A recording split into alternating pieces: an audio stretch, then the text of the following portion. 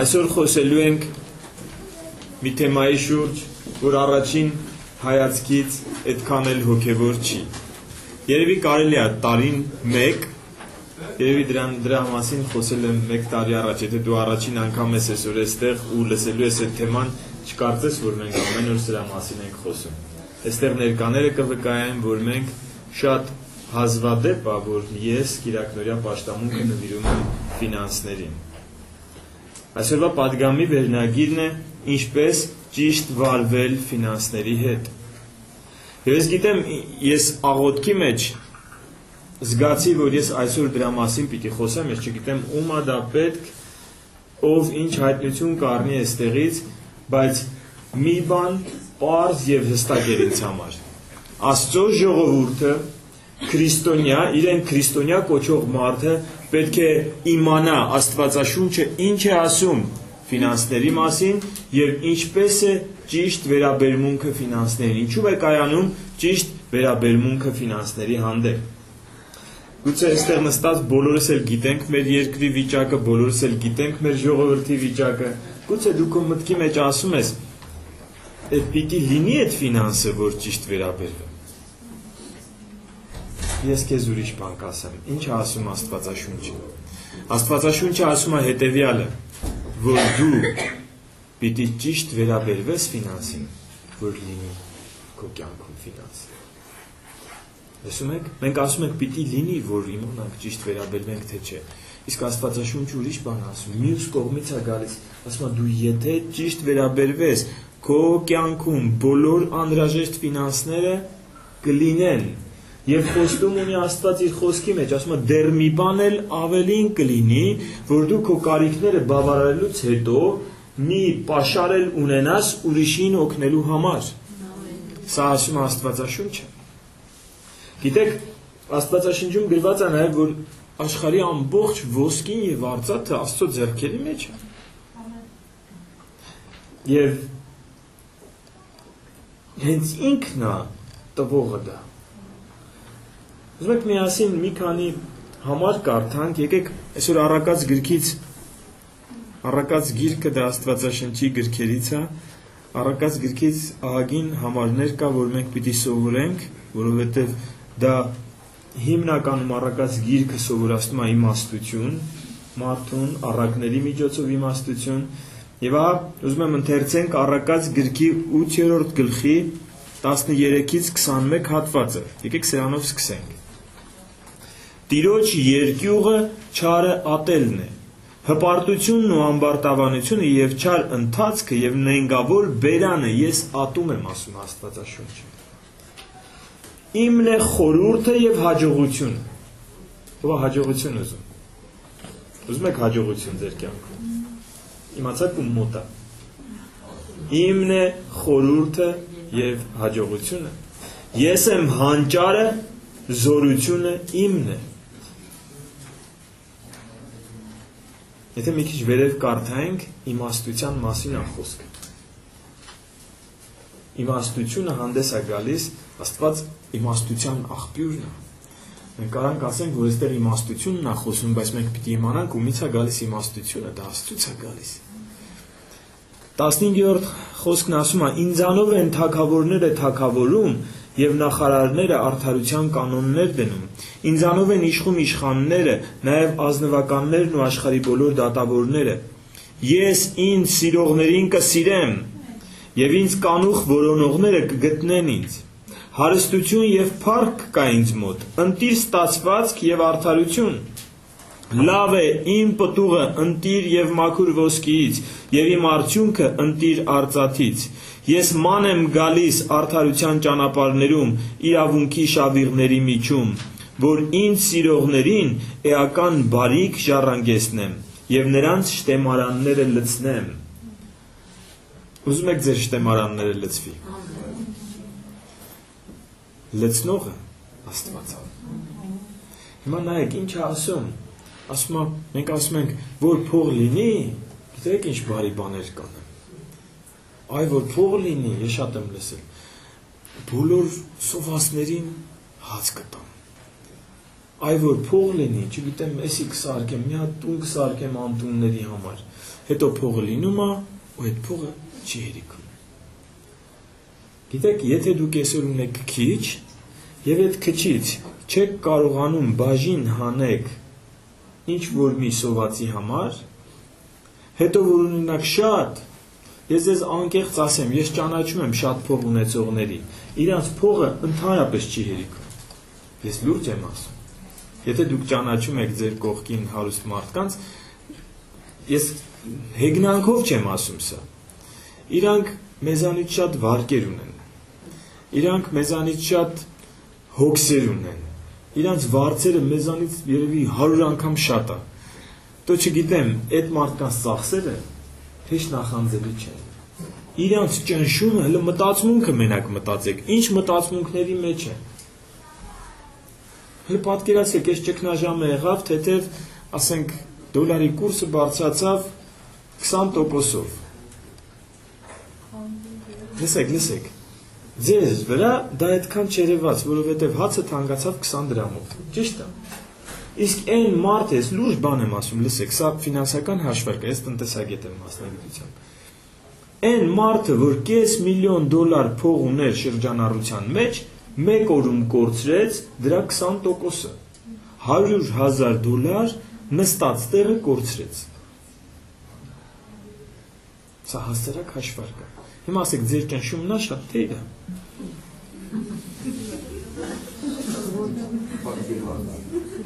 Հայք ինչ է։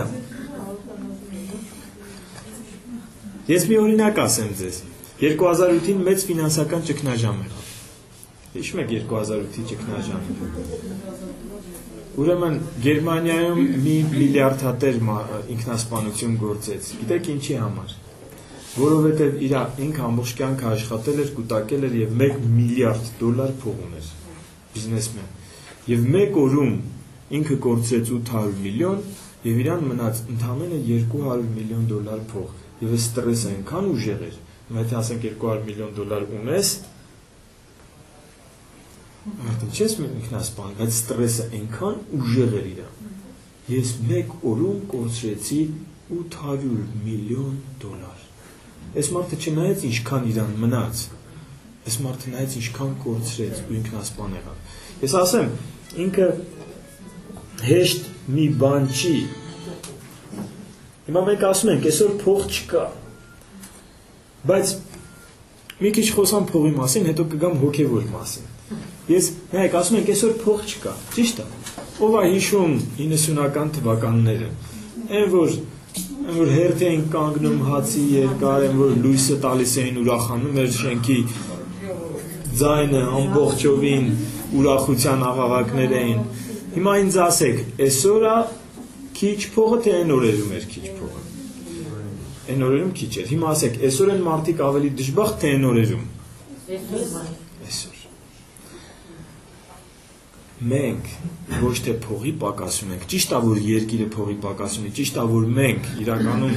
բոլոր մարդիկ էլ փողի պակասում են, թե հարուստները, թե աղքատները, թե միջին ապրողները, բոլորն էլ ունեն ցանկություններ, որ լավ կլիներ, սա էլ լիներ, լավ կլիներ, այնպեսի վերարկուհակներ, որ հարևանից լավը լիներ։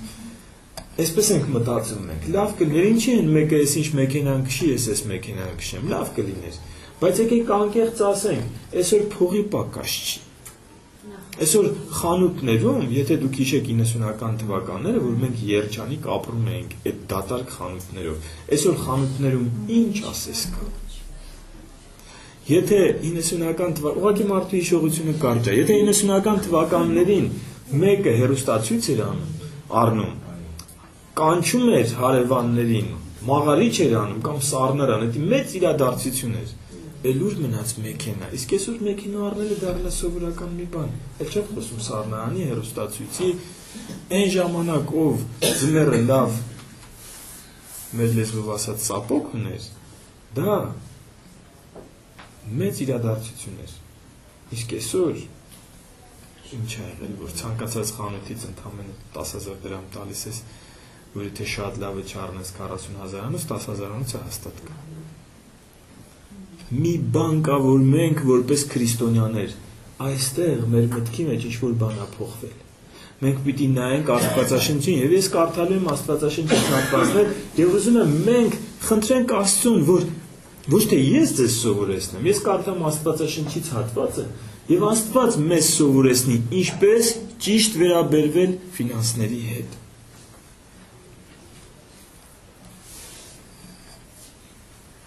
Ինչպես ճիշտ վերաբերվել ֆինանսների հետ։ Մեզ թվում է, թե մենք գիտենք, այլ փող լինի, ես գիտեմ ինչ կան, մենք չգիտենք։ Եկեք տեսնենք ինչ ասում Աստվածաշունչը։ Աստվածաշնչում առաջին թագավորաց երկրորդ գլուխ, առաջին թագավորաց երկրորդ գլուխ 7-րդ խոսքը ընթերցում ենք հետևյալը.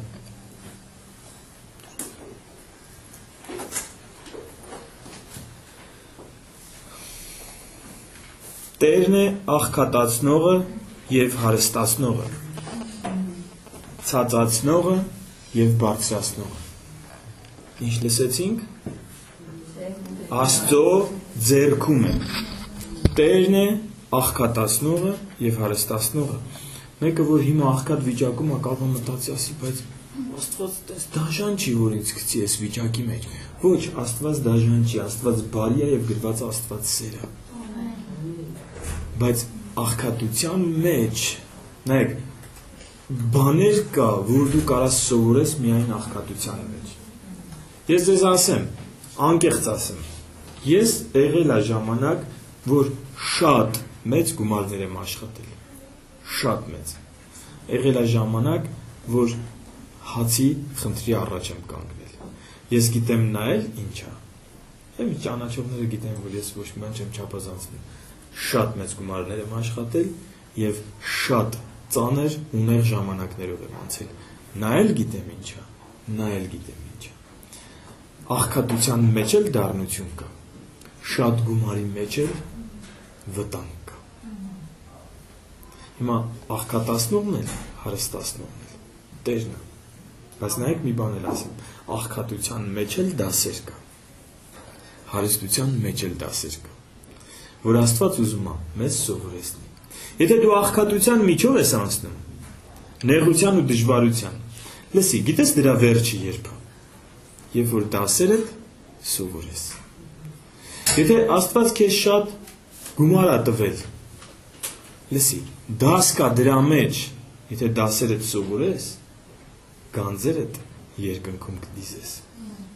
Տերն է աղքատացնողը եւ Տերն է հարստացնողը։ Իսկ գիտեք ամենաապահով տեղը որն է մարդու։ Ոչ աղքատությունն է մի բան, ոչ հարստությունն է մի բան։ Սրա մասին կարդում ենք Առակաց 30-րդ գլխում, տեսեք ինչ իմաստուն է Սողոմոնը։ Սողոմոնը աշխարհի ամենահարուստ մարդն էր, գիտեք։ Այն օր ով էր եղբայրներից Երևանում հաշվում էր Սողոմոնի, կարծեմ կոնֆերանսի ժամանակ էր Սողոմոնի հարստության չափը հաշվեց, որովհետև այնտեղ գրած է քանի տոննա ոսկի ուներ, քանի տոննա արծաթ ուներ, ինքը հաշվեց միայն ոսկին, եւ Սողոմոնի ոսկին 150, այսօրվա փողերով 150 միլիարդ դոլարի միայն ոսկի ուներ Սողոմոնը։ Եվ այս մարդը գրել է Առակաց գիրքը։ 150 միլիարդ դոլար այսօր ունեցող չկա աշխարհում։ Այդպիսի մարդ չկա։ 150 միլիարդ դոլար։ Ու այս մարդը բաներ է գրել, արժիր է գրածը կարդանք, ընդ որում Աստված թույլ է տվել, որ դրանք տեղ գտնեն Աստվածաշնչում։ Եկեք տեսնենք Առակաց 30-րդ գլուխ 8 եւ 9 խոսքերը։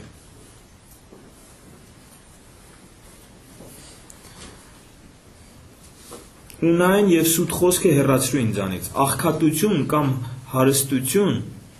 ինձ մի տուր։ Ինձ համար որոշված հացով կերակրիր ինձ։ Չլինի, որ կշտանամ եւ քեզ ուրանամ եւ ասեմ, ով է Տերը։ Եվ չլինի, որ չքավորանամ եւ գողանամ եւ զուր հիշեմ իմ Աստծո անունը։ Սողոմոնը ասում է, ոչ աղքատություն տուր ինձ, որ հանկարծ սոված լինեմ ու գողանամ, որ հանկարծ սոված լինեմ ու ստիպված խաբեմ, որ գիտեմ, որ պիտի հաց տանեմ տուն ու ստիպված, որ ենթադրենք առևտուր ես անում ու ստիպված կշերքի մեջ խափես կամ հատի մեջ խափես, որ մի երկու կոպեկ հետ գցես, սա մեղք է, գողություն է սա խափեություն է, որ նեղությունից դրդված ես սուտ չխոսամ,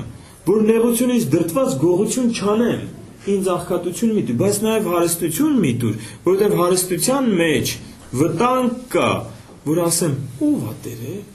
ես այնքան հարուստ եմ, բայց գիտեք, այս խոսքերը գրող մարդու հետ ինչ եղավ, մոռացավ, ով է Տերը, այնքան հարստացավ, Սողոմոնը այնքան հարստացավ, որ 1000 հատ կին ունեցավ, որ Աստված ասել էր տենց բան չանես, որ այդ կանանց բերել էր տարբեր ազգերից եւ ամեն մեկի համար իր, գիտեք, Քեթանոս ազգերից հավաքել էր ու իրանց համար իրանց կռատները սարքեց, իրանց կուրքերը շարեց ու վերջում էլ ինքը երկրպագեց այդ կուրքերին, բայց իմաստուն էր, որ ես աղոթքը անում էր, ինձ մի տուր աղքատություն, որ չգողանամ, մի տուր հարստություն, որ չմոռանամ քեզ։ Դրանք ապահով տեղը որտեղ է։ Հիմա ավելի շատ ասեմ, աղքատությունն ու հարստությունը այդքան կապված չի քո գրպանի պարունակության հետ, ինչքան որ կապված է քո մտածելակերպի հետ։ Ես ճանաչում եմ շատ հարուստ մարդ, որ ապրում է շատ համեստ եւ իր ամբողջ գումարները բարեգործությանն է տալիս։ Այս մարդը, այս հարուստը չի, ինքը Տիրոջը չի մոռացել։ Եվ ճանաչում եմ աղքատ մարդ, որ ուխտ արել, ասել է սոված էլ մնամ, սոված էլ մեռնեմ, ես քո խոսքից չեմ գնալու ես կամ ոչ խաբեության եմ գնալու, ոչ գողության եմ գնալու։ Այս մարդը աղքատ չի։ Ինքը իր աղքատության դասը սովորել է, այն մեկն էլ իր հարստության դասն է սովորել։ Պողոս առաքյալը Փիլիպեցիների 4 գլուխ Փիլիպեցիս 4 գլուխ 11-ից 13 խոսքերը հետևյալն է ասում. Ոչ թե կարոտության պատճառով եմ ասում, վասնզի ես սովորեցի ինչի մեջ որ կամ նրանով բավական լինել։ Գիտեմ պակասություն քաշել եւ ավելությունով էլ լինել։ Ամեն բանի մեջ ամենին լավ տեղեկացած եմ, կշտանալն էլ, սովելն էլ, ավելությունով ունենալն էլ, պակասություն քաշելն էլ։ Եվ այստեղ խոսքեր է գրված։ Նայեք ինչի մասին էր խոսում։ Արդյոք ֆինանսների մասին չէր խոսում։ Ասում եմ, գիտեմ պակասությունով ապրել, գիտեմ ավելությունով ապրել, ամեն ինչին էլ լավ տեղյակ եմ։ Բայց հետո խոսքեր է գրված, որ հիմա կարդամ բոլորդ կասեք, ես գիտեմ այդ խոսքերը, բայց չգիտեք, որ այստեղ է գրված։ Ով գիտի ինչ է հետո շարունակում։ Նայեք ինչ է ասում, 13-րդ խոսքը. ամեն բան կարող եմ ինձ զորացնող Քրիստոսով։ Ինչի մասին է խոսում։ Մենք այս խոսք ասում ենք, ամեն բան կարող եմ ինձ, կարող եմ դիմանամ ես անում, ստեղ խոսում է ֆինանսների մասին։ Ասում է աղքատության մեջ էլ կարամ ապրեմ, հարստության մեջ էլ կարամ ապրեմ, որովհետև իմ հոգևոր դասերը սովորել եմ, որովհետև գիտեմ ճիշտ վերաբերվել ֆինանսների հետ։ Ուզում ենք այսօր սովորենք։ Թույլ կտանք Աստված մեզ սովորեցնի, ինչպես ճիշտ վերաբերվել ֆինանսի հետ։ Մենք կարիք ունենք դա սովորելու։ Մենք իմաստության կարիք ունենք։ Մի քանի սկզբունք առակած գրքից, որ ուզում եմ կարդամ եւ հենց մեր սիրտը բացենք, որ այդ խոսքերը ուղիղ մեր սրտի մեջ գնան։ Առակած 3-րդ գլուխ 9 եւ 10 խոսքերը։ Պատվիր Տիրոջը քո ստացվածքից եւ քո բերքերի երախայրիներից, այն ժամանակ կլցվեն քո շտեմարանները առատությունով եւ քո հնձանները պիտի զեղանեն նոր գինիով։ Ուզում եք ձեր շտեմարանները լցվեն։ Գիտեք, եթե սենց շարունակվի երկրի վիճակը, շատ հնարավոր է մենք կանգնենք շատ լուրջ ճգնաժամի առաջ։ Շատ լուրջ։ Հացը խնդիր դառնա։ Մենք դեռ չենք պատկերացնում դա ինչ է, բայց այն թվերի ապրածները, որ ես խոսում եմ 90-ականների ապրածները, կհիշեն ինչ է նշանակում հացը խնդիր։ Սա շատ լուրջ բան է։ Բայց այդ ամենի մեջ խոստում ունի Աստված։ Ասում է, քո ստացվածքից դու ինչ որ ստանում ես, ինձ եւ իմ գործի համար բաժին հանիր եւ քո շտեմարանները լիք դրի։ Աստված 3 պահանջ ունի։ 3 պահանջ հստակ իր խոսքի մեջ, կարանք ընդունենք, կարանք չընդունենք, կարանք համաձայնվենք, կարանք չհամաձայնվենք, բայց Աստված հստակ ասում է 3 ֆինանսական պահանջ ունեմ քեզանից։ Եթե ես քո Աստվածն եմ, ապա լսիր, ինձ պիտի տաս 10-րդ, իմ եկեղեցուն պիտի տաս 10-րդ, պիտի զոհաբերություն տաս իմ եկեղեցուն, այս երկուսը եկեղեցու մեջ էր։ Կարամ տեղերը ասեմ, կարդակ։ Աստվածաշնչը Մաղաքիա 3-րդ գլուխ, Հիսուս Քրիստոսն է խոսում 10-րդի մասին, եւ շատ տեղեր Ղևտացիների գրքում, որտեղ ասվում է, որ 10-րդը սուրբ է, քո տնից հանի, զոհաբերությունը պիտի 10 տաճարին, պիտի 10 եկեղեցուն, Պողոս առաքյալն է զոհաբերության մասին խոսում, եւ 3-րդը շատ կարեւոր, ողորմություն, սա արդեն եկեղեցուն չի, սա արդեն սովածին է, սա արդեն կարիքի մեջ գտնվողին է։ Աստված ասում է, եթե դու իմ ժողովուրդն ես, եթե ես քո Աստվածն եմ, դու պիտի պատվես ինձ քո ունեցած ֆինանսներով։ Չի ասում ամբողջը, ասում է իմ տվածից մի մասը պիտի վերադարձնես ինձ, որովհետև եթե մեկը սոված է ու դու իրան մի բաժակ ջուր ես առնում, խմեցնում, այսպես ասեմ։ Եթե մեկը ծարավա ջուր ես տալիս, եթե մեկը սոված է հաց ես տալիս, Աստված ասում է դու դա ինձ ես անում։ Ասում է մեկ սովածի հաց տվեցիր, դա ինձ տվեցիր։ Եվ ասում է պատվիր Տիրոջը քո ստացվածքից։ Եթե դու 10-րդ ես տալիս եւ եկեղեցին կարողանում է աղքատին հաց տալ, եկեղեցին կարողանում է մեկին ում ծանր ֆինանսական վիճակի մեջ ընկել է հիվանդանոց իրան ինչ որ գումար հատկացնի, ասում է դա դու արեցիր։ Եվ սկզբունք համար 1. Ինչպես ճիշտ վերաբերվել ֆինանսներին։ Մեր ֆինանսներից մենք պիտի բաժին հանենք Աստծո համար։ Առակաց 6-րդ գլուխ 6-ից 10 խոսքերը։ Երկրորդ սկզբունքը, որ կուզեմ դրա մասին խոսել։ Հետաքրքիր է, ասում է գնա մրջունի մոտ, ով ձույլ։ Աստվածաշունչը մեզ ասում է գնա մրջունի մոտ։ Տեր ինչի գնամ մրջունի մոտ։ Նրա ճանապարհները տես եւ իմաստուն եղիր։ Որ իշխան, ոստիկան եւ տիրող չունի, այլ խոսքերով ոչ ոք իրան չի աշխատացնում։ Բայց իր կերակուրը պատրաստում է ամառը եւ իր ուտելիքը հունցքի ժամանակին է ժողովում։ Մինչեւ երբ ես պարկելու, ով ծույլ, երբ ես զարթնելու քնից հետ, մի քիչ քուն, մի քիչ ննջել, մի քիչ էլ ձեռքը ձեռքի դնել պարկել, այն ժամանակ աղքատությունը ճանապարհորդի պես կգա եւ քո կարոտությունը սպառազինյալ մարդի պես։ Ինչպես, եթե մարդը ծույլ է, ուզում է 10-րդ տա, ուզում է ողորմություն արի, եթե մարդը ծույլ է, իր դրանը, աղքատությունը չոքելու է։ Դրա համար ծույլությունը, գիտեք, Հիսուսը երբ խոսում էր այն վերջի օրվա մասին, որ Աստված ընդունելու է մարդկանց, դատը անելու եւ ասելու է, չէ՞, մի մասին ասելու է ապրես բարի եւ հավատարիմ ծառա, իսկ մյուս մասին ասելու է հեռու գնա ինձանից, չար եւ ծույլ ծառա։ Ծույլերը երկինք չեն մտնելու։ Ինչպես ճիշտ վերաբերվենք ֆինանսների հետ։ Տիրոջը ստացվածք, մեր ստացվածքից բաժին հանենք, առաջին սկզբում, երկրորդը երբեք ծույլ չլինենք։ Երրորդը գրված է Առակաց 11:25-ում։ Տիրոջ խոսքը մեզ ինչ-որ բան սովորացնում է։ Օժնություն տվող անձը կգիրանա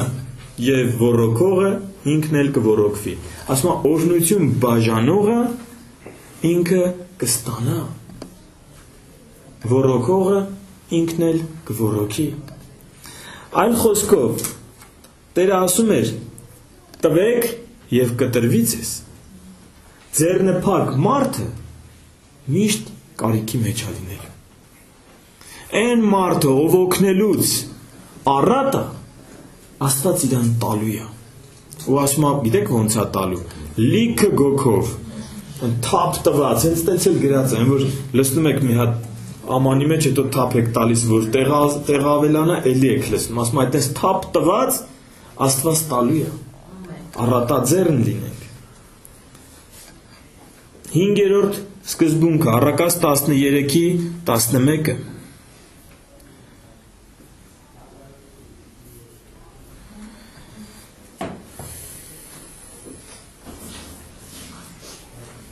Ունայնությամբ ժողովված ստացվածքը կպակասի, բայց քիչ-քիչ ժողովողը կշատացնի։ Նայեք, ինչպես ենք մենք գումար աշխատում։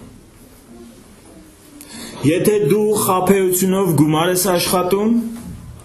այս գումարը, այդ ֆինանսները պակասելու է։ Հավատա, կարող է ինքը թիվը շատ լինի, զրոները շատ լինեն, բայց քո օգուտը, քո վայելքը դրան, որ շատ բառը, ես չգիտեմ հայերեն այդ բառը, բայց ժողովրդի մեջ ասում է հազար ներողություն այդ բառը օգտագործեմ, բարաքյաթ են ասում, թուրքերեն բառը։ Նայեք, ինքը կարա փողը շատ լինի, բայց դրա մեջ այդ բարաքյաթը չլինի։ Նայեք, օրհնություն ենք ասում, բայց օրհնություն բառը, նայեք, իր օգտակարությունը, դու կարաս աշխատես ամսական 1 միլիոն դրամ, և դու չհասկանաս ինչ ա լինում այդ 1 միլիոն դրամը, ինչքան դեղի ես տալի, ինչքան սրան տվեցիր, նրան տվեցիր, ոչ թե լավ օգնելու նպատակով, այլ որովհետև ստիպված էիր տալ։ Գրածա, կաշառք վերցնող, այս մեր ժողովրդին շատ է պետք սա։ Կաշառք վերցնողը Աստվածաշնչի մեջ է գրած, դառնությամբ իր հացը կուտի։ Կաշառք է վերցնում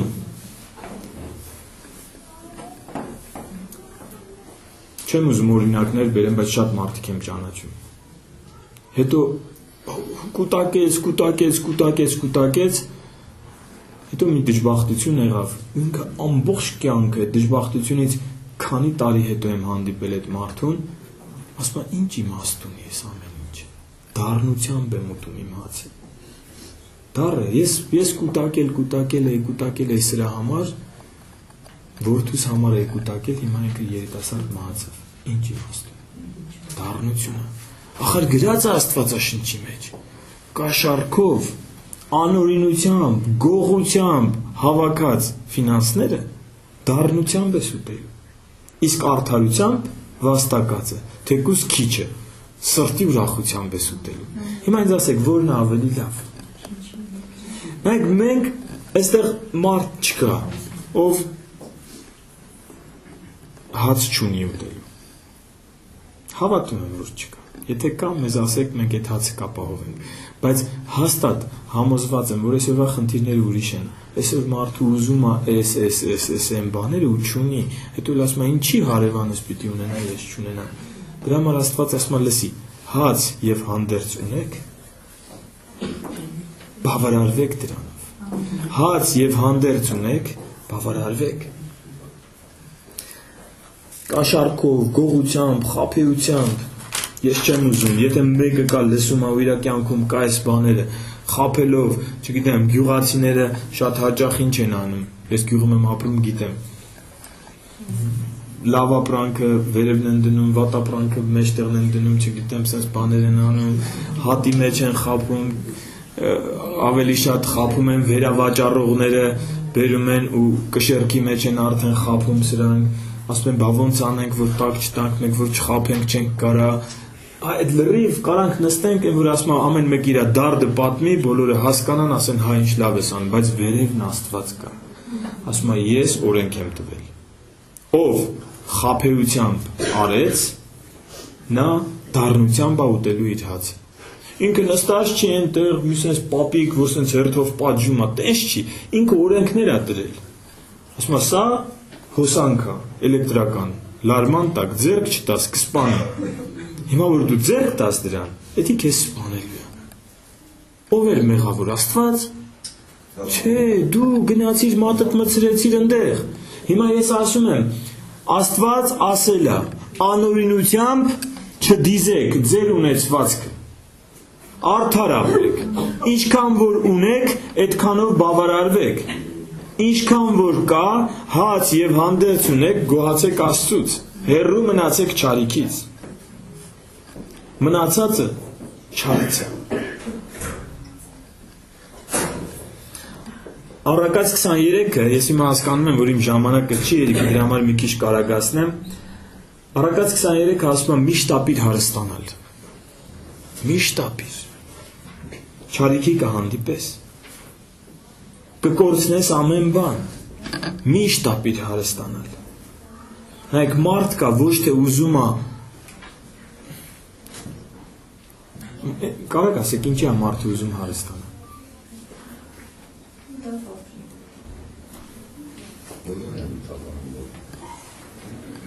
Ինչի է մարդը ուզում հարստանալ, որ լավ ապրի։ Ոչ։ Լավ ապրելու համար հարուստ լինել պետք չի, լավ ապրելու համար պետք է ունենալ երջանիկ ընտանիք։ Ինչի է մարդը ուզում հարստանալ։ Ինչ։ Որ ընտանիքը պահի, հարստությունով, չէ, ընտանիքը պահելու համար ուղղակի պետք է նորմալ աշխատավարձ։ Հարստանալ մարդը ուզում է ցուցադրելու համար։ Հարստանալ մարդը ուզում է, որովհետև մի հատ բրիլյանտի մատանի է տեսել, կամ մի հատ Ֆերարի ավտո է տեսել, կամ մի հատ նենց հագուստ է տեսել, որ ինքը նորմալ աշխատավարձով չի կարող առնի, դրա համար ինքը ուզում է զարմացնել։ Կամ էլ ինչի, ինձ շատ եմ ես խոսում մարդկանց, հետո ասում են, ինչի էնի, տեսել են մեկը հարստացել է, ասում է, էնի ով էր, որ ունենա, ես ինչով եմ նրանից պակաս, որ չունենա։ Էսի մեր շրջապատի խոսակցություններն են։ Ինչի չունենա։ Շատ աղջիկներ ուզում են հարուստների հետ ամուսնանալ։ Հետո ասեք ինձ։ Հետո գալիս են, ես որպես հովիվ շատերի հետ եմ խոսում, մանավանդ եղել են նաև հարուստների հետ ամուսնացածները, ասում է, վայ, Արման եղբայր, եթե մենք իմանայինք, պետք չի թող մի հատ, այս խոսքերը լսել եմ, թող մի հատ բուտկա լներ, իմ ամուսինը իմ կողքին լներ, քան թե հիմա ես այս ճոխության մեջ, այս ոսկիների մեջ ուզում եմ ինքնասպանել։ Ես չեմ տենում, իմ ամուսինը չի։ Հասկանում եք, միշտ ապեք հարստանալ։ Սա ես ձեզ չեմ ասում, սա Աստվածաշունչն է ասում։ Միշտ ապեք հարստանալ։ Ձեզ Աստված, սիրելիներ, Աստված ուզում է, որ դուք երջանիկ ապրեք։ Եվ ինքը մեզ սովորեցնում է այս գրքի միջոցով, որտեղ է երջանկությունը։ Աղքատության մեջ երջանկություն չկա։ Դասեք, եթե դու չես կարող հաց բերես տուն, եթե քո երեխեքը սոված են, դու չես կարող երջանիկ լինես։ Հարստության մեջ նույնպես երջանկություն չկա։ Որովհետև այնքան շատ է զբաղմունքը, այնքան շատ է վտանգները, այնքան շատ է գայթակղությունները, որ դու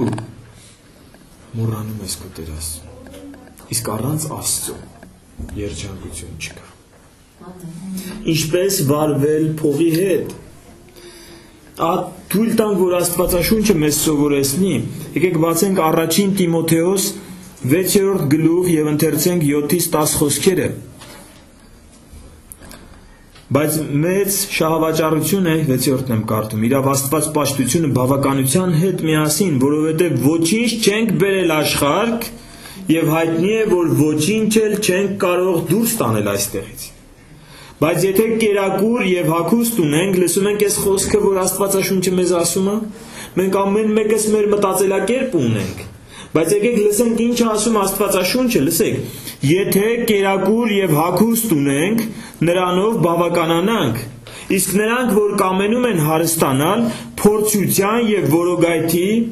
եւ շատ անմիտ վնասակար ցանկությունների մեջ են ընկնում, որ ընկղմում են մարդկանց սատակումի եւ կորստի մեջ, որովհետեւ արծաթասիրությունը ամեն չարիքների արմատն է։ Փող սիրելը ամեն չարիքների արմատն է։ Հիմա դու կարաս ասես ոնց թե ամեն չարիքների, Աստվածաշունչն է ասում։ Փող սիրելը, փողը պիտի լինի քո ծառան։ Գիտեք, Տեր եւ ծառա հարաբերություն։ Տերը ծառային ասում է, այսպես պիտի լինի։ Հիմա եթե փողն է քեզ թելադրում, ինչպես դու պիտի ապրես։ Փողն է քեզ ասում, դու 7-րդ օրը պիտի գաս, հա, Շատերը կան, որ 7-րդ օրը աշխատում են, որ ասում են 7-րդ օրը պիտի Տիրոջ օրը լինի, եկեղեցու օրը պիտի լինի։ Ասում եմ, գիտես ինչ, ես 7-րդ օրը որ չաշխատեմ, այսքան գումար եմ կորցնում։ Փողը թելադրում է մարդուն։ Հիմա փողը իմ ծառան է, թե իմ տերը։ Ես եմ, որ կարամ որոշեմ, այսօր զոհաբերություն հավաքեցինք, այսօր ես այսքան եմ գցում։ Ոչ թե փողն է ինձ ասում ինչքան գցեմ, ոչ թե իմ ժլատությունն է ինձ ասում, այլ իմ սիրտը որոշում է, փողը իմ ծառան է, ես կարամ իմ ծառային զոհեմ։ Իսկ եթե իմ տերն է, ինքը կարա ինձ զոհի։ Փողը մեր ծառան պիտի լինի, սիրելիներ։ Եվ դրա համար ասում է, արծաթասիրությունը ամեն չարիքների արմատն է։ Արդյոք փողը չի, որ եղբայրներին իրար հարազատ եղբայրներին կամ հարազատ քույրերին իրար հետ կռվացնում է։ Արդյոք փողը չի պատճառը, լսեք, այսօր շատ ընտանիքներում շատ ահավոր վիճակ է, բաժանումներ։ Գիտեք ինչի, որովհետև նեղության ժամանակ իրար չեն հասկանում։ Որովհետև մի քիչ նեղվում են, լարվում են, լարվածությունը գալիս արդեն սկսում են իրարից նյարդայնանալ, իսկ եթե իրարից նյարդայնացան եւ չկարողացան իրար ներել, դառնում է քո թշնամին։ Ուրիշ ժամանակ ամուսինը այդպես խոսա, կինը կժպտա, ասի հա դե լավ։ Իրա մտքի մեջ ու կանցնի, այդ ժամանակ թուրը առնում է։ Ուրիշ ժամանակ կինը այդպես պահի, ամուսինը լավ կասի, անցած լինի։ Այդ լարված ժամանակ պատերազմը բացվում է։ Ու եկավ, բաներ են ասում, որ հետո փոշմանում են, բաներ են ասում, որ հետո ուզում են բարիշեն իրանց երեսները չի բռնում, որ գնան ասեն, ես սխալ էի։ Գումարը չի պատճառը, ինչից եկավ այս ամեն ինչը, ասում է ամեն չարիքների արմատը, գողության պատճառը ինչն է, շատ մարդասպանությունների պատճառը ինչն է, Աստվածաշունչը ասում է բոլոր չարիքների արմատը փող սիրելն է, ոչ թե փողը։ Երբ որ մարդը սիրում է փողը, այնիշ մենք չպիտի սիրենք փողը, մենք պիտի սիրենք Աստծուն։ Դրա համար Հիսուսն ասում էր երկու տիրոջ չեք կարող ծառայել։ Կամ անիրավ մամոնային, որ փողի խորհրդանիշն է, փողի, փողի հարստության, դիրքի, իշխանության աստվածներ ինքը։ Ասում է կամ մամոնային պաշտեք, կամ Աստծուն պաշտեք, երկու տիրոջ ծառայել չեք կարող։ Ինչպես ճիշտ վարվել փողի հետ։ Որովհետև արծաթասիրությունը ամեն չարիքների արմատն է, որին մի քանիսը անձնատուր լինելով հավատքից մոլորվեցին եւ իրենց անձերը շատ ցավերով խոցեցին։ Ում անձի մեջ է եկել ցավը։ Շատերն էլ հավատքից են գնացել։ Ինչի պատճառով։ Փողի հանդեպ սխալ վերաբերմունքի պատճառով Տեր օգնիր մեզ, Տեր օգնիր մեզ, որ մենք սովորենք ճիշտ վերաբերվել ֆինանսների հետ։ Այսօրվա շատ կարևոր հարցերից մեկը, հիմա եթե ես ասեմ պետք չի ձեռք բարձրացնել, բայց եթե ես ասեմ ով է այստեղ, որ վարկ ունի վերցրած։ Ես գիտեմ շատերը վարկերի տակ եք։ Ուզում եք իմանաք Աստվածաշունչը ինչ է ասում վարկի մասին։ Լսեք, կարելի է արդյոք վարկ վերցնել։ Աստվածաշունչը միանշանակ ասում է վարկ վերցնելը մեղք չի։ Լսեք, սրա մասին, վարկ վերցնել կամ պարտքով փող վերցնել, ասում է մեղք չի։ Բայց ասում է հիշեք, Առակաց 22:7-ը պարտքով փող վերցնողը ծառա է դառնում նրան, ումից որ վերցնում է։ Դու գիտեք սրա մասին։ Ծառա է դառնում, ինքը արդեն իշխանության տակ է մտնում։ Պարտք վերցնելը մեղք չի, վարկ վերցնելը մեղք չի։ Մեղք է, երբ այդ վիճակը դառնում է նորմալ քեզ համար։ Ես գիտեմ, այսօր մարդիկ տարիներով նորմալ է։ Աշխատում են, վարկ են փակում, այսինքն ոչ թե կուտակում են, որ փակեն մի քիչ էլ մնա, այլ լավ էլ տեղը տեղին առևտուր են անում, ինչ որ պետքա գիտեն էլի վարկ են վերցնելու։ Ու այդտենց ամեն տարի Աստված ասում է, սա արդեն մեղք է, եթե դու վարժվել ես պարտքի տակ ապրելու, սա արդեն մեղք է։ Հռոմեացիներ 13:8 ասում է, ոչ ոքի ոչինչ պարտական չմնաք։ Սա Աստծո խոսքն է։ Ասում է ոչ մի պարտք չունենաք բացի մի բանից։ Ինչից։ Սիրուց։ Ասում է բոլորին պարտք եղեք սեր։ Ոչ մեկին ոչ մի բան պարտք չմնաք, բոլորի պարտքի տակից դուրս կգաք, բացի սիրուց։ Սեր պարտք եք բոլորին։ Ինչպես ճիշտ վարվել ֆինանսների հետ։ Կարելի է երաշխավոր լինել, այսօր դժվարանում է, չէ՞ ապրելը։ Մեկ էլ գալիս է ձեր ամենամտերիմ բարեկամ, ասում է վարկ եմ ուզում վերցնեմ, ինչ կլինի տունդ գրավ դնենք։ Կտամ երեխեքի արև, չգիտեմ ինչ, կտամ։ Կարելի է երաշխավոր լինել։ Կարելի է ստորագրել, ասել ես ստորագրում եմ, որ ես ինչ մարդուն երաշխավոր եմ։ Ինչ է ասում Աստվածաշունչը։ Առակաց 17:18 Ես չեմ ուզում ես քարոզեմ, ես ուզում եմ հիմա լսենք ինչ է ասում Աստվածաշունչը։ Առակաց 17:18 Պակասամիտ ներողություն, ես չեմ ասում։ Պակասամիտ մարդը ձեռքը երաշխավորություն կտա եւ գրավ կլինի իր ընկերի առաջին։ Տեր Աստված, դու նոր ասում ես օգնի, բայց ոչ երաշխավորություն։ Դուր իրան քո ունեցածի չափով, ասա տալիս եմ, առ։ Սրան կհասնենք դեր։ Բայց ասում եմ, այն մարդը, ով որ իր տունը գրավ է դնում կամ ստորագրում է այն մեկի վերցրած փողի տակ, Աստվածաշունչը ասում է պակասամիտ է։ Առակաց 22:26-27 հիմա արագ ասեմ, ասում է, եթե դու երաշխավորություն անես, հաստատ իմացի գալու են անկողի նտել, որի վրա քնում ես, տակիցը տանելու են։ Առակաց 11:15 երաշխավորություն ատողը ապահով է։ Առակաց 6:1-5 երկար բաներ է խոսում, բայց վերջում ասում է այն մարդը, ով երաշխավորություն է տվել, թող արագ գնա շտկի այդ հարցերը, ոնց որ այծյամը որսորդի ձեռքերի մեջից կփախնի, ոնց որ որսորդը մի հատ թրջուն է բռնել, այս թրջունը իրան թափ տա այդ ձեռքերի մեջից փախնի, այդպես փախիր, երաշխավորություն ես եթե տվել, այդ մարդկանց ձեռքից գնա շտկի այդ հարցը, ասա սխալվել եմ։ Տեր սովորեցրում ես ճիշտ վերաբերվել ֆինանսների հետ։ Պարտքով փող տալ թե չտալ, ինչ եք կարծում։ Առակաց 19:17 Մենք մեր մտածելակերպ ունենք, թույլ տանք, որ Աստված մեզ սովորեցնի։ Ասում է աղքատին ողորմություն տվողը Տիրոջն է փողը պարտք տալիս։ Նայեք ինչ ասում։ Ասում է, ուզեք ասում, Էդի փոխաբերական իմաստով ասված, որ Աստված քեզ կհատուցի շատ ավելի աղքատին փող պարտքով տվողը ողորմություն անողը Աստծուն է պարտք տալիս։ Հիմա տալ թե չտալ։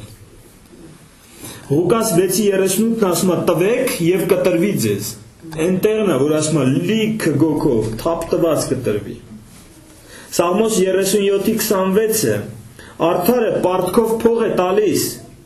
եւ նրա զավակը օրհնված է։ Տվեք, իհարկե տվեք։ Երանի այն մարդին, Սաղմոս 112:5, որ փող է տալիս, փող այսինքն պարտքով է տալիս։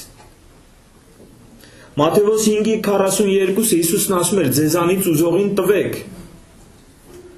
Երկրորդ Օրինաց 15:7-8-ը օրենք է ասում աղքատին 10, որ ինքը սոված չմնա։ Բայց ինչքան եւ ինչպես։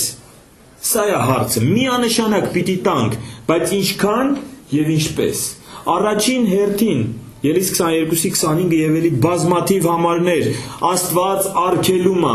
տոկոսով փող տալը։ Արգելում է միանշանակ։ Մարդկա ասում էր, սա իմ եկամուտի միակ աղբյուրն է։ Աստված արգելում է, ասում է, որ դու փող ես տալիս պարտքով, տոկոս չվերցնես վրայից։ Սա առաջինը։ Եվ երկրորդը, որ գրված է Ղուկաս 6:34-35-ում, ասում է այն մարդը, որ պարտքով փող է տալիս, այդ պարտքի հետևից չպիտի գնա։ Լսում եք ինչ ասում։ Ուզում եք ճիշտ վերաբերմունք սովորենք ֆինանսների նկատմամբ։ Եթե մարդը պարտքով փող է տալիս, ինքը պիտի հասկանա ինչքան տամ։ Եթե գալիս է քեզանից ուզում է, եթե ադրենք դու ձմեռվա վառելիքի փող ես հավաքել, որ դու եւ քո երեխաները ձմեռը ցախ առնեք եւ տաքության մեջ լինեք։ Հարևանդ գալիս է ասում մի օրով դուր վաղը վարկ եմ ստանում տամ։ Սա է կենթանի իրական դեպք եմ ասում։ Մի օրով ասում է դուր, Աստվածաշունչը ասում է, եթե չբերեց, չպիտի գնաս ուզես։ Պատրաստ ես դու։ Ես պատրաստ չեմ, որովհետև դա եթե չբերի, իմ երեխեքը կսառեն ձմեռ, ես պատրաստ չեմ։ Ես պատրաստ չեմ $3000 տամ։ Ախպեր ջան, պատրաստ չեմ, չեմ կարա։ Ասել էր կոնկրետ Էշմիածնի գյուղերից մեկում էր այդ դեպքը, Ռուսաստանից եկել էր, աշխատած իր գումարը, ասել մի օր վաղը վարկը ստանում եմ տամ։ Մեր կողքի գյուղում։ Ասել էր իրենց հարևաններ ճանաչել էր, տվել էր։ Երեխեքին, չգիտեմ որ ասում են վատ բառեր, թե չբերեմ սենսն, գնացել էր, կազինոյում կրվել էր, հաջորդ օրը եկել էր, ասել էր ախպեր ջան, ինձ դուր սպանի, չունեմ, որ սպանի երեխեքը կտաքան են, չէ։ Իսկ եթե ճիշտ վերաբերմունք ունենար ֆինանսների հանդեպ, չէր տա։ Կտար այնքան, կասեր ես այդքան չունեմ, կամ ունեմ, բայց չեմ կարա տամ, բայց կես կարամ, այսքան տամ, որ այնքան, որ հետևից չգնամ։ Հիսուսն ասում էր, եթե տալիս եք պարտքով փող, հետո հույս ունեք, որ ինքը ձեզ վերադարձնելու է, ինչ մեծ բան եք անում։ Եթե ես պարտքով փող եմ տալիս, ես պիտի իմ հույսը կտրեմ։ Հիմա ինձ ասեք, կռիվներ կլինի։ Կռիվներ չի լինի։ Եթե դու տալիս ես ու էլ հույս չունես, դու տալիս ես գիտես, որ ես մարդը չբերի, կուրած ես, կբերի, փառք Աստծուն, լավ է, չի բերի, Աստված իր հետ։ Կյանքում դրա համար կռիվ կլինի, չի լինի։ Դրա համար պարտքով փող տալուց մենք սովորենք ինչա սովորացնում Աստվածաշունչը, երբեք հետևից չգնաս։ Այնքան տուր, որ հետևից չգնաս, բայց տուր քեզանից ուզողին։ Իմաստուն խոսքեր չեն սրանք։ Այո։ Նայեք, վարկերի մասին խոսեցինք, մի բան մոռացա ես ասել։ Այսօր խանութները, Երևանի սուպերմարկետները վարկային քարտեր են տալիս, որ դուք պարտքով նոր տարի անեք։ Գիտեք դրա մասին։ Չվերցնեք։ Պարտքով նոր տարի չանեք։ Ձեր սեղանը ցուցադրական ոչ մեկի համար չգցեք։ Ունեք հնարավորություն, արեք, Աստված օրհնի։ Կերակրեք ձեր տունեկողին, լավ կերակրեք, ճոխ կերակրեք։ Չունեք, մի ամաչեք։ Ինչ ունեք, օրհնված լինի դա։ Պարտքի տակ մի ընկեք։ Խանութները, բանկերը, այսօր վարկեր են տրամադրում, այսօր հեռուստատեսությամբ գովազդում են նոր տարվա վարկ, որ դուք ձեր նոր տարին լավ անեք։ Ահա որ ասա, չանեք սա, չվերցնեք այդ վարկերը, մի էլ ամաչեք, չունեք դեսերտի սեղան գցեք, դեսերտ էլ չունեք, եկեք միասին նշենք նոր տարի, եկեք միասին կնշենք նոր տարի, այո, ինչպես ճիշտ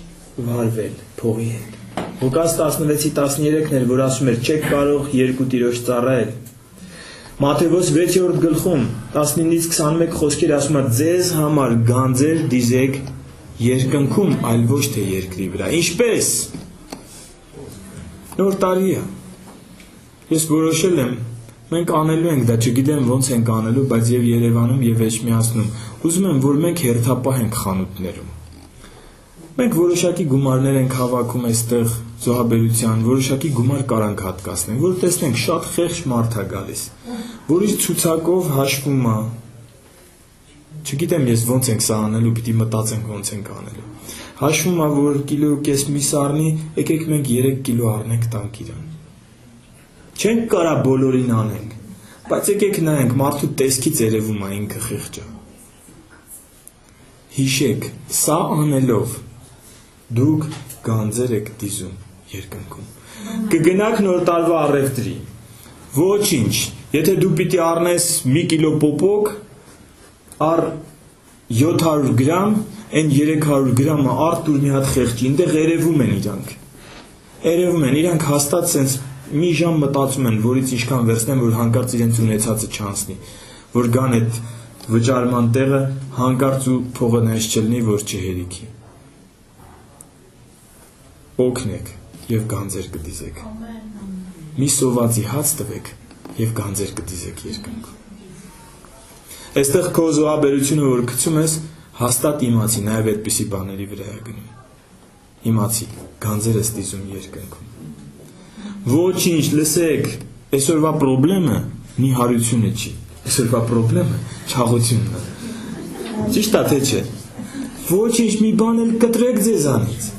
Ոչինչ մի օր էլ, հիմա ես գիտեմ շատերը կարող շուտվանից երշիկ չեն կերել, բայց ոչինչ, չմեռանք։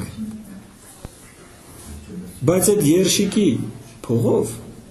դու կարաս մեկին 5 օրվա կամ չգիտեմ 10 օրվա հացի փող տաս։ Ճիշտ է թե չէ։ Եկեք նայենք մեր շուրջը։ Հիսուսն ասում էր գանձեր մի դիզեք այս երկրի վրա։ Այդ ամեն ինչը մտնում է փորը, հետո գնում է որ գնում է։ Իսկ այն որ դու քեզ մի քիչ նեղություն տաս ու օգնես, սա երկինք է գնում եւ այնտեղ դու գանձեր ես ունենում։ Ինչպես ճիշտ վերաբերվել ֆինանսի հետ։ Եթե միայն սովորենք ճիշտ վերաբերվել ֆինանսների հետ, մեր կյանքը լրիվ այլ տեսք կստանա, որովհետև ինչպես որ սկսեցինք, շատերը ասում են լինի ֆինանսը, որ ճիշտ վերաբերվենք, Աստված ասում է ճիշտ վերաբերվի, քչի մեջ հավատարիմ եղի, որ շատը ճշմարիտ հարստությունը քեզ վստահ է։ Եվ գիտեք, գրված է, որ Աստծո տված հարստության մեջ դառնություն չկա։ Այսինքն Աստված ոչ թե տալիս է քեզ շատ փող, Աստված քեզ տալիս է կյանքի վայելք, որ դու ապրում ես եւ դու քո կյանքից գոհ ես։ Սա է առաջարկում Աստված, որ դու ապրում ես եւ դու քո կյանքից գոհ ես։ Արդյոք սա չի մեր ուզածը։ Եվ վերջում ուզում եմ Տեր Հիսուսի խոսքը կարդալ Ղուկաս 14:33-ում ու կանգնենք աղոթքի։ Այնքան շուտ անցնում ես մի ժամը։ Դիքը բաներ ունեմ ասել, չեմ հասցնում։ Ղուկաս 14:33-ը։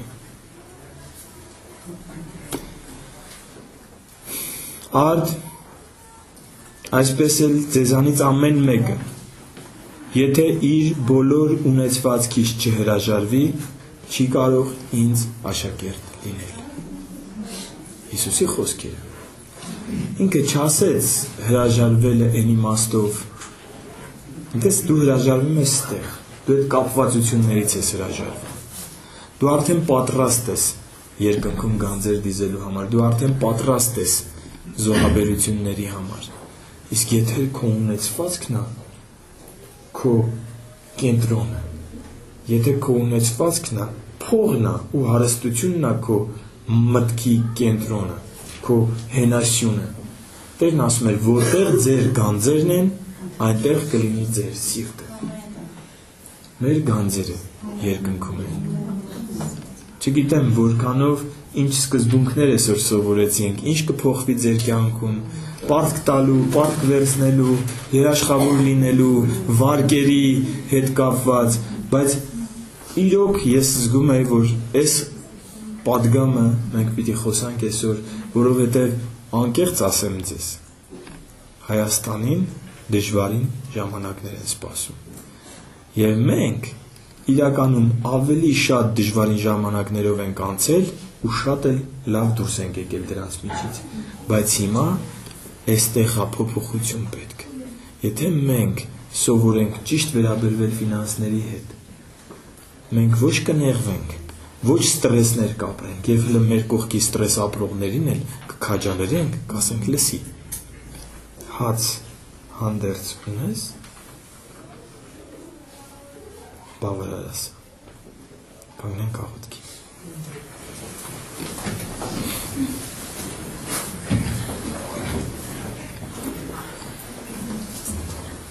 Օրհնյալ եւ փառավոր Աստված, ահա քո ծառաները քո առջև են, մենք խոնարհվում ենք քո առջև, մեր Տեր և Փրկիչ։ Շնորհակալ ենք, որ ամեն կիրակի,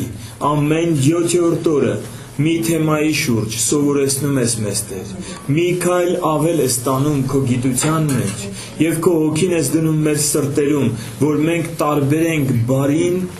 չարից, որ մենք տարբերենք լավը և վատը։ Օրհնյալ Աստված, ահա իմաստություն տուր մեզ, որ մենք ֆինանսների մեջ հավատարիմ լինենք,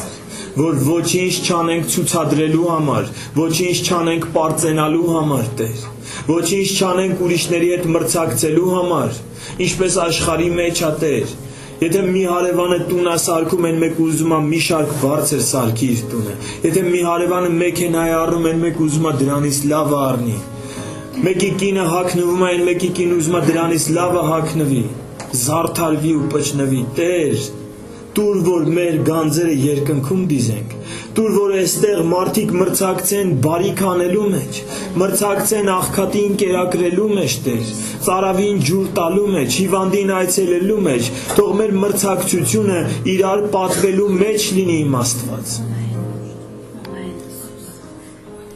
ծառայելու մեջ լինի, թե որս ավելի խոնարհ կծառայի, սրա մեջ մրցակցենք, Տեր, որ իրապես ոչ մեկին ոչինչ պարտք չմնանք բացի սիրուց, որ եթե հիմա պարտքեր էլ կան քո ժողովրդի մեջ, ոմանք պարտքերի տակ, պարտքերի հոգսերի տակ կքվել են, Տեր, Տեր ողորմություն արա, իրանց մտածելակերպը փոխի, դռներ բացիր օրհնության իրանց կյանքերում, որ իրանք ազատվեն այդ պարտքերից, ազատվեն այդ վարկերից, Տեր։ Մեր ազգի համար եմ խնդրում հիմա, որ բոլորը վարկերի տակ են, Տեր, որ մի քանի հարուստներ իրենց բանկերի միջոցով այս ժողովրդին գերի են դարձրել ու սովորեցրել են ծախսել այն, ինչը դեռ չեն վաստակել։ Տեր, իմաստություն տուր, որ մենք ծախսենք այն, ինչը որ վաստակել ենք, որովհետև մնացած դեպքերում գերության մեջ ենք ընկնում, որովհետև գրված ումից որ պարտք ես վերցնում, դու ծառա ես դառնում նրան, իսկ մենք չենք ուզում ոչ մեկին ծառա դառնալ, այլ մենք ուզում ենք դու լինես մեր Տերը, միայն դու լինես մեր Տերը։ Եվ եթե կան պարտքեր, ապա իմաստություն տուր, որ շուտափույթ կերպով ազատվենք այդ պարտքերից, Տեր։ Դու գերբնական կերպով հպվիր, Տեր, դուր բացիր, ահա տես մեր փոխված սրտերը, որ մենք այլևս չենք ուզում պարտքն ու վարկը, Տեր, որ մենք բավարարվելու ենք նրանով, ինչ որ ունենք, ինչ որ օրհնում ես, դու խոստում ես տվել, որ սոված չենք մնա և մեծ չենք մնա, Տեր, սա թող բավարար լինի քո ժողովրդին։ Եվ անգամ խոստումը շարունակել ես ու ասել, որ դեռ մի բան էլ ավելին կտամ, որ դու կարողանաս ողորմություն անես կողքինին։ Մենք հավատում ենք քեզ, Տեր, փոխիր մեր մտածելակերպը, հեռացրու մեզանից ցանկությունը վայելել այն, ինչի գումարը չենք վաստակել, հեռացրու մեզանից ցանկությունը ցուցադրել այն, ինչի գումարը չենք վաստակել, որ ցուցամոլությունը հեռանա մեզանից, որ շահամոլությունը հեռանա մեզանից, որ մենք պիղծ ճանապարհով մերժենք փող աշխատելը, Տեր, որ մենք սրբությամբ աշխատենք մեր հացը և օրհնությամբ և սրտի ուրախությամբ ուտենք մեր ընտանիքներում։ Քո կարիք ունենք, Տեր, իմաստություն տուր մեզ։